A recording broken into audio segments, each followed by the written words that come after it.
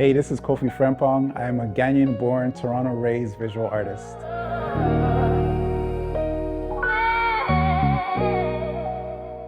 So I was born in Ghana. At the age of 4, I moved to France, lived there for a year. That's actually when I first fell in love with art. I witnessed my dad drawing Egyptian characters, and I was just impressed. I thought it was magic. So from that day, I made it my mission to draw every day. And it wasn't a focus on being a good artist. It was literally just to create something from nothing. And as you know, over time, you do things over and over, and then you push boundaries, you experiment, you naturally get better. And that's pretty much how I got my start.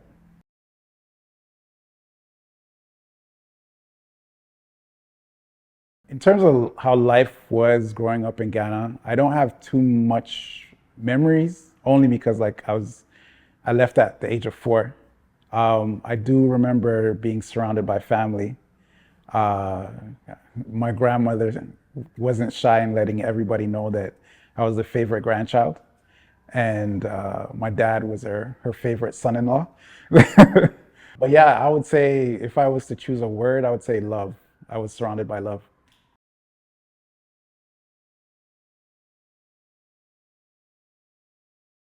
My dad was a serial entrepreneur with a background in finance, and my mom worked for the Ministry of Ghana. Um, but when she came to Toronto, she was doing some work with Apotex. In terms of personalities, I would say my mom was more the fiery one, and my dad was more the cool, calm, you know, watery one, if that's a thing.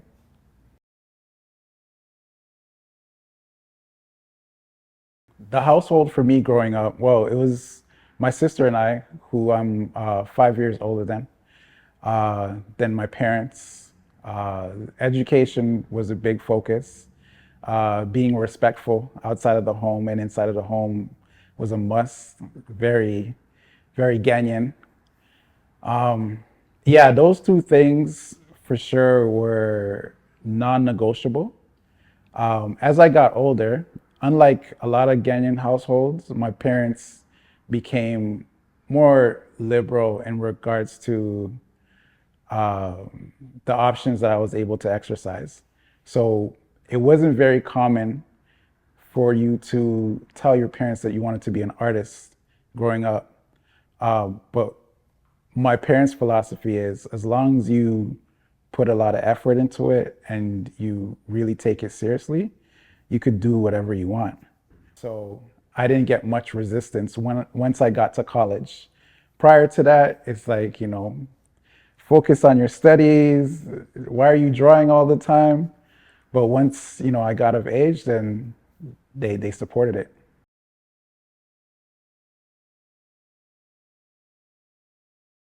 It wasn't too much of an adjustment because I lived in France, moved to Montreal, and then Toronto.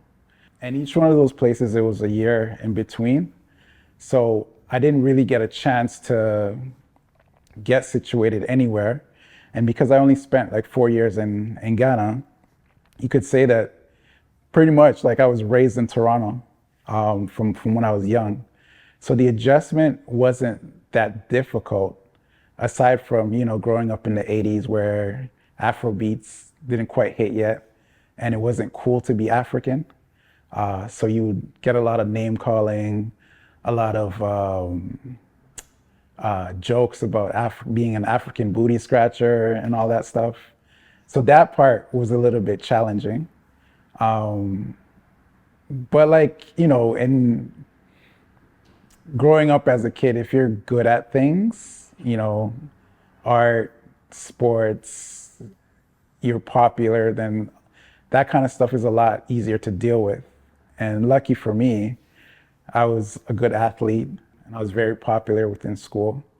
Um, Another thing that I would attribute to that is I had a really good foundation at home. So my parents instilled a lot of values, where I didn't necessarily feel the pressures of, having to fit in. Yeah, being strong, like having a strong foundation at home really helped.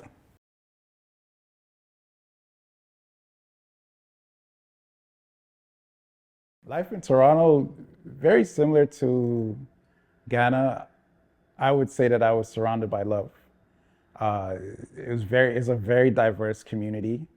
Back then in the 80s, a large Jamaican and African population.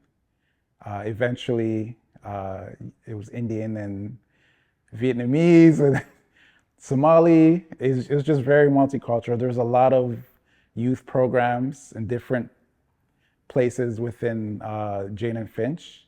And for sure, my parents got me connected. I think what really made a difference is when they allowed me to join a basketball team at Driftwood Community Center. That just helped with my confidence. Uh, I fell in love with basketball, and things just kind of took off from there.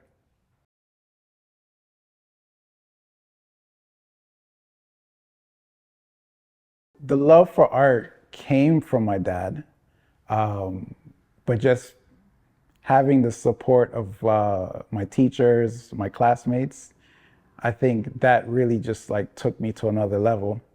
But I would say that I didn't realize I was good until the fourth grade.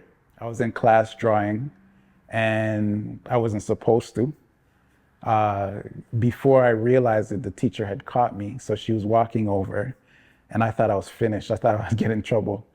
But then, to my surprise, she was really amazed by what I was doing and she made a big deal about it. It drew the attention of my classmates. And before I knew it, I was surrounded by, my teacher, my classmates, and everybody's telling me how good it was. And it was at that moment that it really sunk in that I was good. Prior to that, I was just doing it because I loved to do it. And I didn't really care to be great. It was more like, I want to be able to do this. So let me work at improving on this specific thing. And this specific thing became many specific things.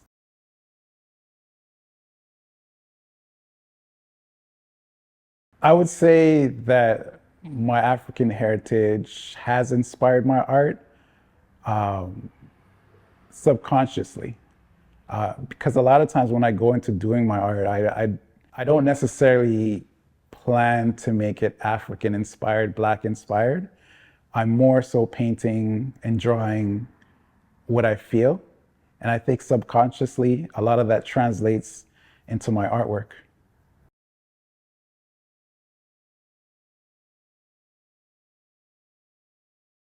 I'll have conversations with people, and at some point, pieces of that conversation, or even the individual's face, will end up as one of my pieces. So even like when I think about Safi, there's several friends who says, "Hey, that's me," and it's not deliberate, but I think with every interaction I have, I download information subconsciously, and when I'm painting freely, it just translates on canvas again.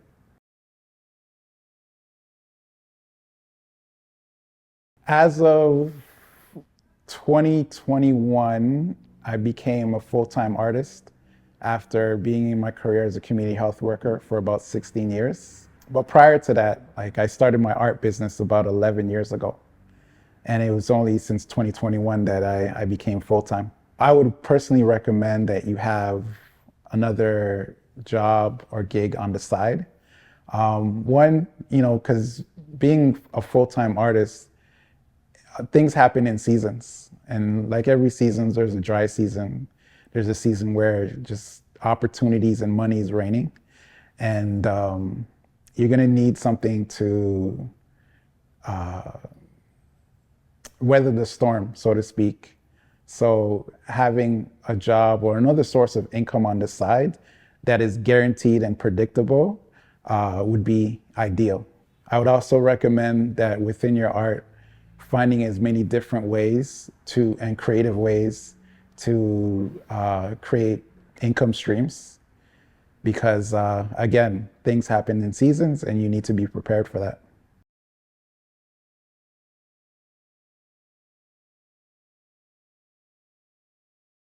At the beginning stages, I didn't quite uh, have any mentorship or help. Um, I did have one person though. We've been friends since the first grade, and he's also an artist. In my opinion, he's always been more seasoned than I, and he's always been very willing to share what he knew. Eric Tigley. Um, so if I ever had any questions in regards to techniques, he would always be there to support me.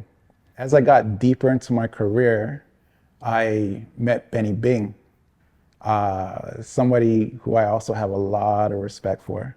We share the same philosophy as in regards to competition, in regards to how we navigate our artistic journey. Obviously, our brands look different, but the philosophy behind it is something that I really appreciate. He's somebody that doesn't necessarily believe in competition. He believes that there's enough for everybody. So in regards to information, he doesn't see it as losing anything by sharing information and mentoring other artists. It seems like he operates in abundance, and that's something that I really appreciate about him because I share the same value.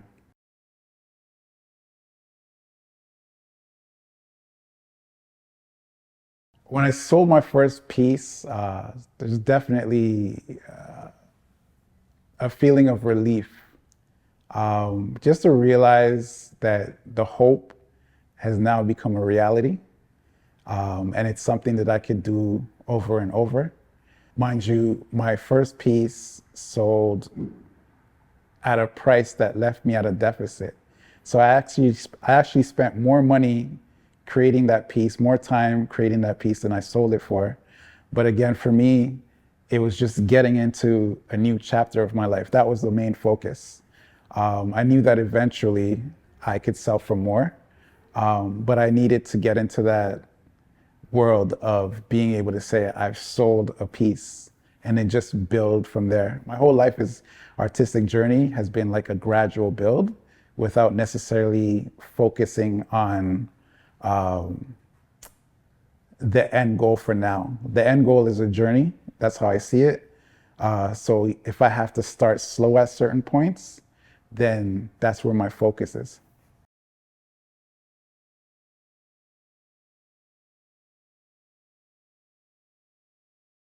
To a new artist who has money on their mind, I would say, I mean, as artists, we need money to sustain ourselves. Um, but chasing money, I find sometimes will derail you and have you taking shortcuts where you really shouldn't be taking shortcuts. Building your brand, building your artistic practice, your skills, those are the things that actually attract money and opportunities as opposed to having you constantly being on this rabbit chase looking for the quickest buck and I guess the quickest way to get a lot of money, so having an appreciation for the gradual build, but also like working on core foundational pieces. I think I would definitely advise that that be the focus. The money will come, in my opinion, quicker than you expect if you go that route.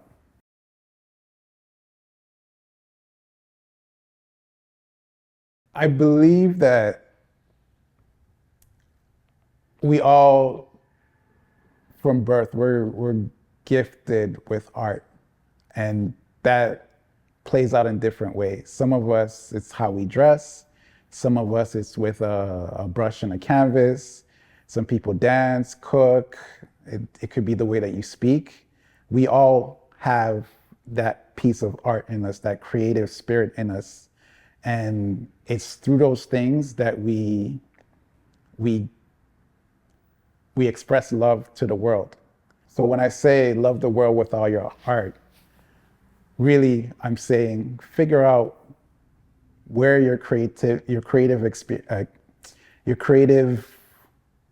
expressions come from, build on that, honor it, and then share it with the world.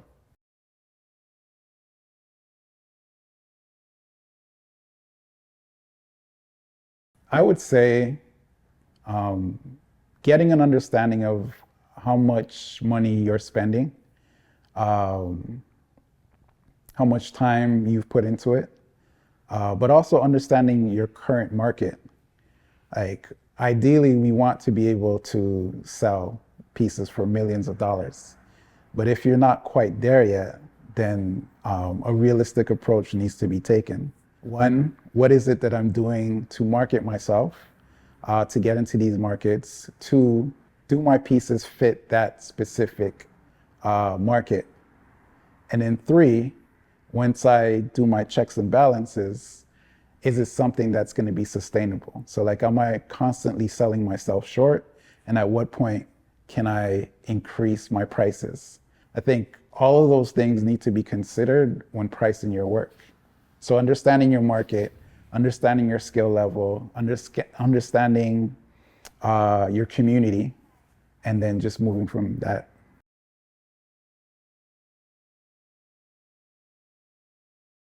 I'd say the biggest thing, well, two things. One, staying true to my own expressions. So I'm not necessarily chasing what's popular, what's trending when I create my pieces. I find that I'm at my strongest when I paint for myself and then share it with people. So far, that's some of my best pieces came from that. The other thing is building a community.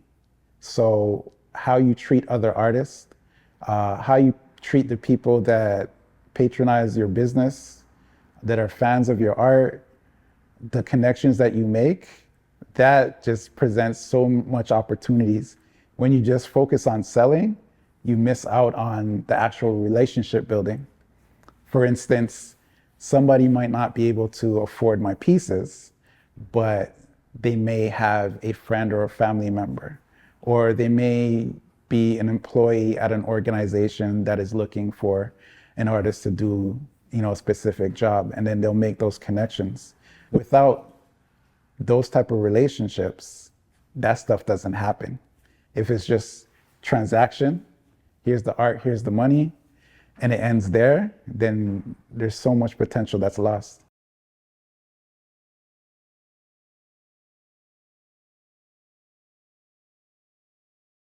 One, I would tell them, keep working at your craft, honor your curiosity, push boundaries. I talk to a lot of young artists, and they'll create, what they see as an amazing piece, and they won't want to go beyond that because they think they'll never do anything better. My thing is keep pushing those boundaries. Get curious, look for mentors, even if it's vicarious.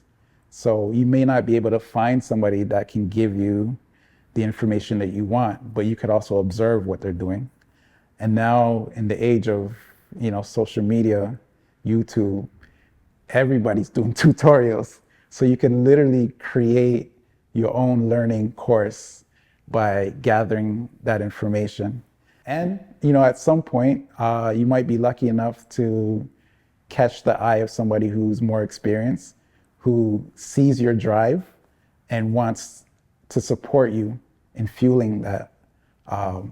So yeah, considering all those avenues, definitely.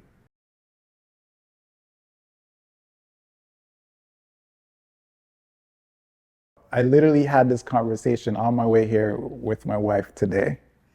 And I have an internal dialogue literally like every week.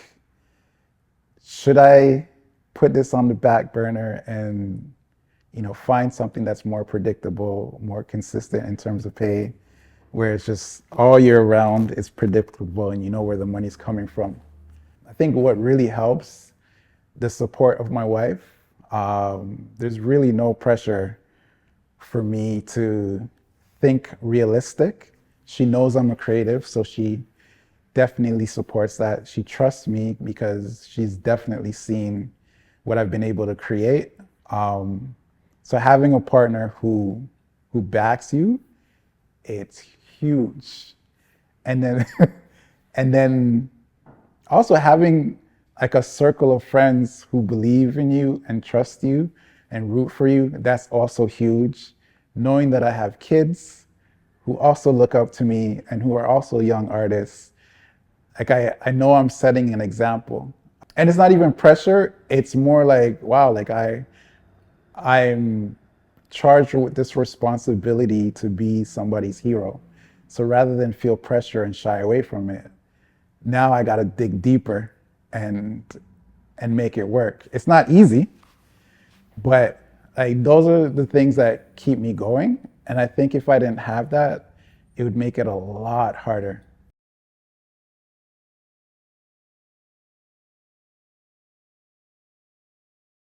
That social media monster is real.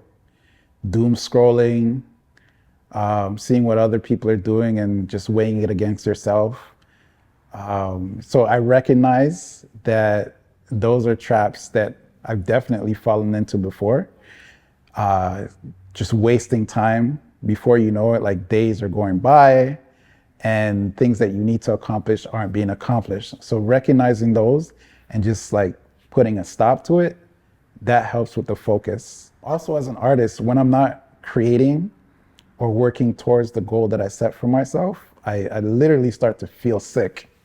So it's also like a self-care practice, you know, to stay focused and keep going.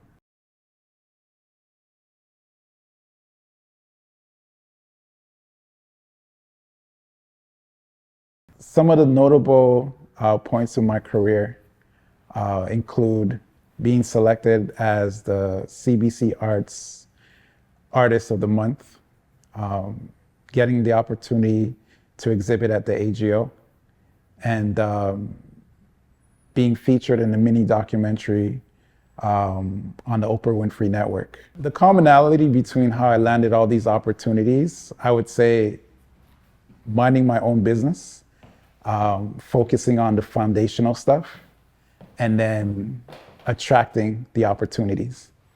So, for instance, with CBC Arts, there's Amanda Paris, who I used to work with in the Jane and Finch community.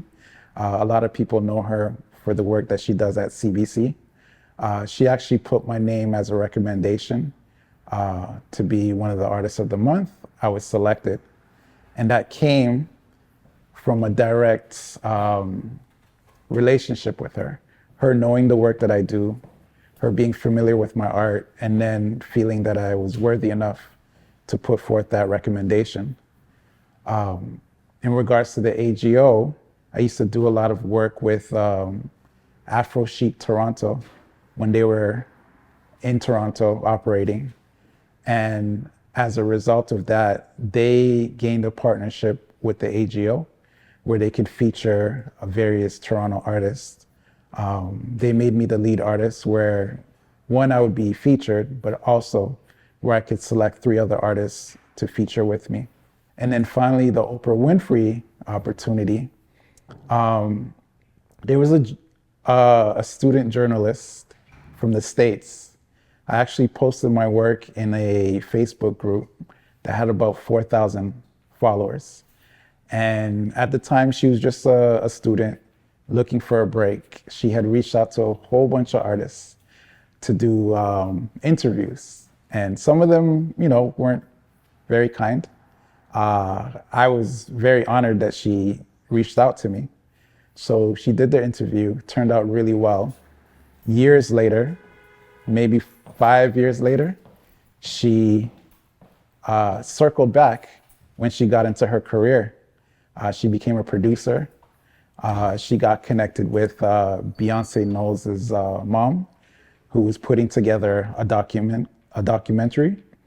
And she circled back to reach out to have me featured.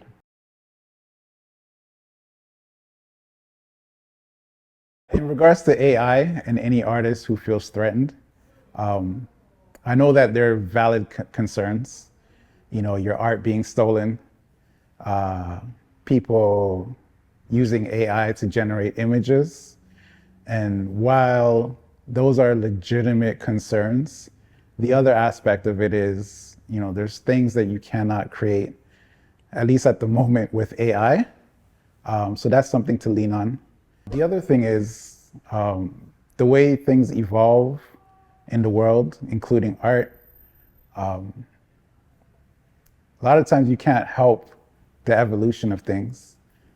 So the best thing to do, while still trying to guide the evolution in a way that works for artists, is to figure out how you can use it to your advantage.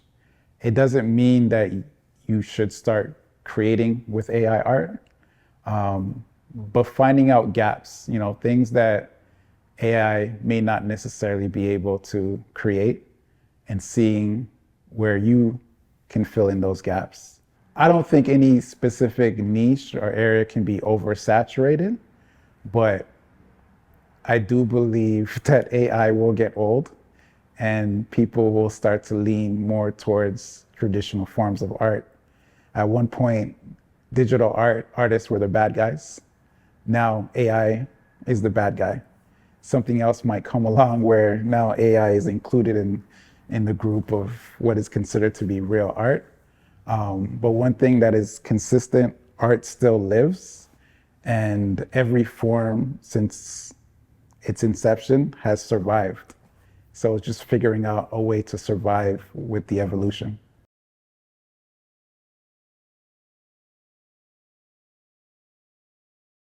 As far as social media goes, it's important to recognize that it doesn't define you as an artist. So your worth isn't contingent on how many likes or views that you get.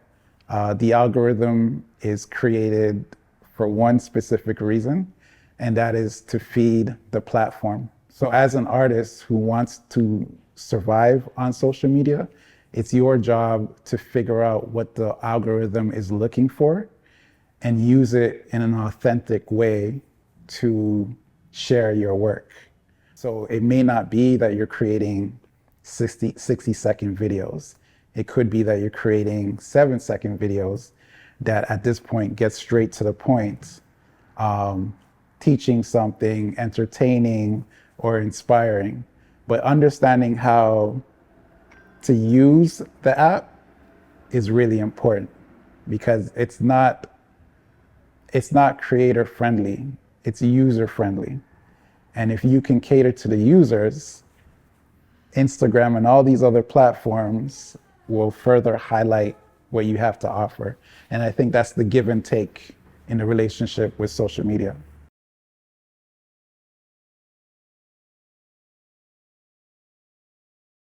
Some of the ways that I'm sharing my art and my passion with my family, my wife and my daughters.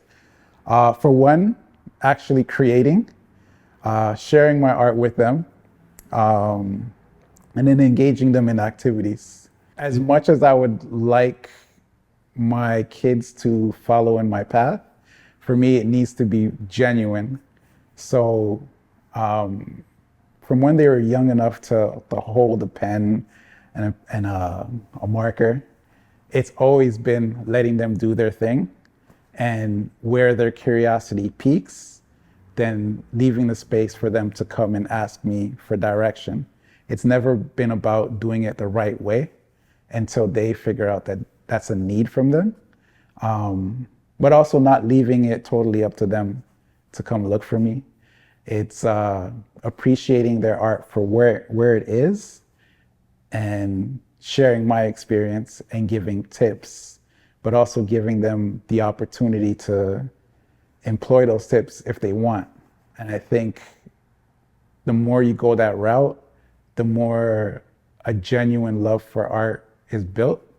And then at some point, like, that curiosity and that desire to get better will increase.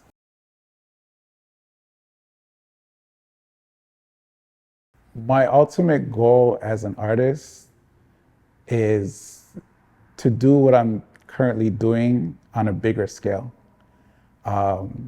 So I would like to create art, share it with people, have them connect to it, and have the freedom to say, here, this is my gift to you.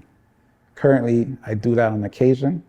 But as you know, running a business, you can't give away all your art. So having the financial means to be able to do that, being able to mentor artists that are coming up in the game, and for me, building the capacity to do so. So the more I learn, the more I experience, the more I'm able to share. The more money I make, the more I can leverage my money to create opportunities for other artists. I'd like to be able to travel with my art. I would like to be able to build institutions and programs to help not only artists, but people in general who may not necessarily identify as artists, but who need art as a therapeutic outlet to pursue that. These are all things that I'm currently doing, but again, being able to do it on a bigger scale where I have more of a capacity is the goal.